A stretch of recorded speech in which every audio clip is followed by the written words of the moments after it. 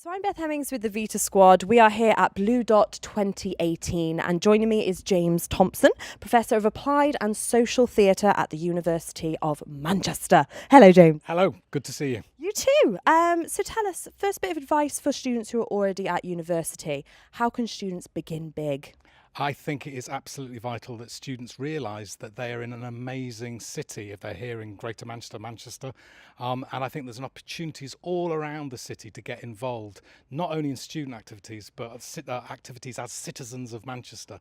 And I think if you start thinking of yourself as part of the city, getting involved in volunteering, activities, even work activities, you get to know people in the city, you start to find your place there, and that will help you in your career, help you in all the different activities you want to do. Fantastic, because it's generally all about finding connections, isn't it, and who you know to help you along the way. Absolutely. Connections might be other students and making sure you've got great networks of other students, but also people who live in Manchester, people who work at the universities and different places that you're encountering, using your academic mentors. They're there to sort of support and help you, not only in your studies, but also thinking about your careers and other things you're interested in. Absolutely. Fantastic. Thank you. So as the founder of In Place of War, a project developing theatre projects in war and disaster zones, why do you think theatre can be so positively impactful? I think theatre and the arts more generally are amazing activities in difficult situations to help remind people that they are still human. They still have a capacity to enjoy themselves, to be entertained with their friends, and also to have an opportunity to reflect on the situations they're living in. In situations of war, you're often faced with really terrible difficulties, and the theatre can both help you face those, but also sometimes forget them, which is also important. Sort of like an escapism. Absolutely. I think theatre can do both. It can help you escape, think, this is so terrible, I want to go and party, do other things, sing, I'm out of it.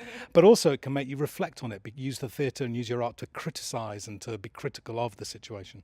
Fantastic. So what inspired you to pursue the relationship between art and war?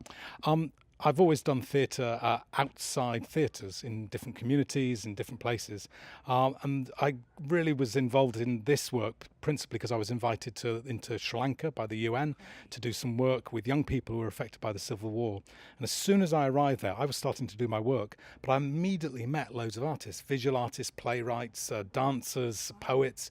And I was immediately interested, how come in the middle of this really terrible war zone there are all these artists continuing to do their work? So it sort of struck a chord with me, and I thought, well, I want to pursue and find out why they're doing it. So it sounds like you were almost quite surprised to see these types of people in that environment. Well, I think we're all taught that in a situation of terrible violence, people's priorities are safety, food, shelter.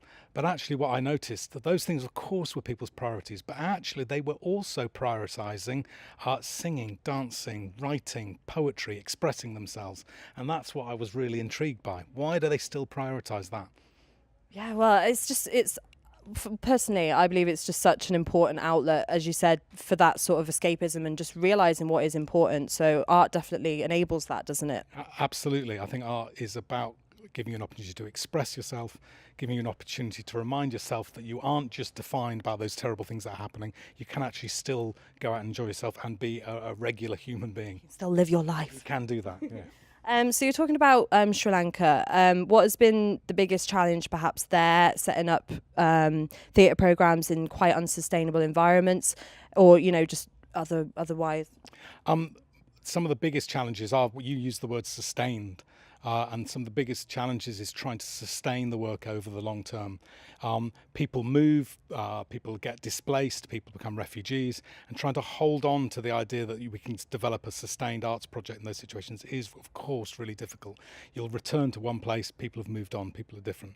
So what we've tried to do with this project is create a project that's now been going for 14 years so that we can make sure that we give that sense of sustainability. It's never completely possible, but that's the idea of a project like this, is to hold on to those skills so they don't disappear.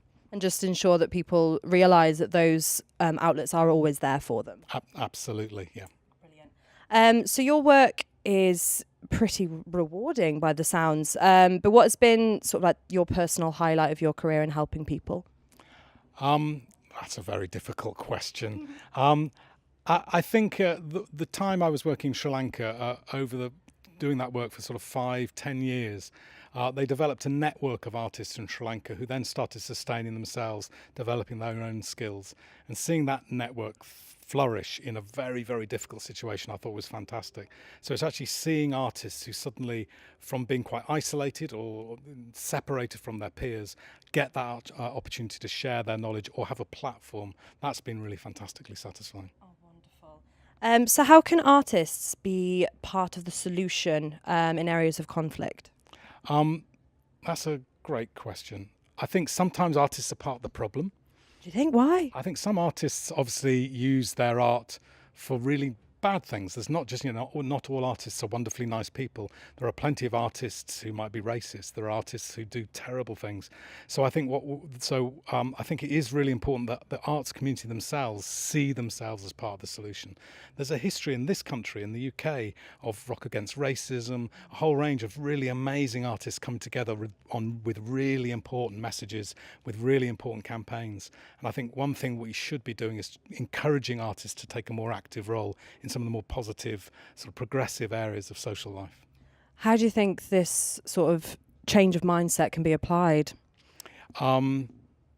I think that's again. You keep on. She's very good at asking very difficult questions. I think it's working with younger artists. I think there's some amazing organisations, particularly in Greater Manchester, that work with young artists, give them experience, expose them to different types of art forms. And I think some of the best organisations in Manchester, like Contact Theatre, Community Arts Northwest, these organisations nurture younger artists and give them an environment where they can start to see how their work can have an impact.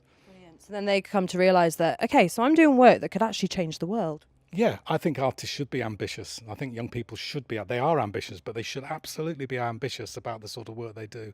They should be really keen to go and say, look, some things in this world I do not like. And it doesn't matter what your skill is. It might be that your skill is singing, poetry, craft work. It might be that you're a woodworker. It doesn't matter what it is, but use that skill to think about how you might change the world. Beautiful answer, thank you. In regards to your theatre programme, what is your ultimate goal with the programme? If I'm thinking about the In Place of War project, the ultimate goal is really about sustaining the work of artists in war zones, giving them a platform so that their work becomes known and their skills increase.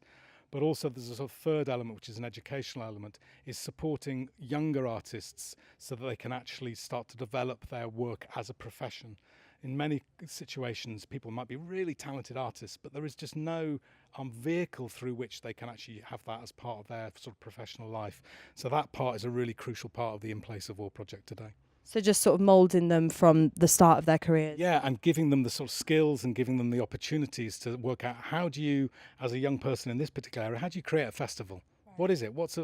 If you're a musician, why should you know about booking bands, putting up toilets? I'm just pointing out the festival outside the doors. But it's a really, but if you want to be an artist and you're in a very difficult situation, to try and find those sort of those other skills is a really important part to sustain yourself. Beautiful. So what are the most important processes that we can adopt as human beings to sort of deliver a more positive contribution or impact on society?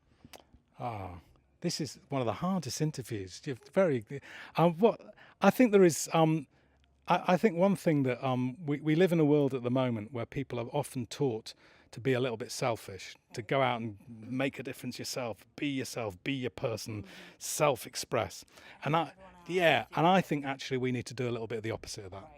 I think we actually what our job is probably about going, no, I want to help somebody else. I want to make sure that I can sustain my career because I've helped other people. And I think actually one of the most exciting things is where young people collaborate, they work in partnerships, they work in teams, and they work collectively to try and solve some of the problems we face. The sort of stars who think go out and make it on their own actually have often left a trail of broken people behind them. And actually I think it's really important to say that this is a team job to try and make the world a better place. Because you always look at professional whatevers and they've never made it on their own, have they? There's always a team of people behind them, supporting them, making sure that their career is sustainable. And when you hear people saying, no, I did it all on my own, it's just nonsense. You're lying. You're lying. The people who go, I made it on my own, you go, who booked your train fare? Yeah, who wiped your bum when you were a baby? Sorry, I'm allowed to say wiped your bum. You know, who looked after you? If you've got kids now, who's looking after your kids because you're here? If you haven't got kids, who, you know, what? Who's cooked your meal? Who's cooked your food today? You know, no one's ever done it on their own. No. Nonsense. It's a lie. It's all a lie. It's a lie. Well, thank you so much for your time. I really appreciate it. Such an inspired interview. Really lovely. Thank well, you. Fantastic questions. So Thank you. Great. Nice to Thank meet you so much. Thank You too.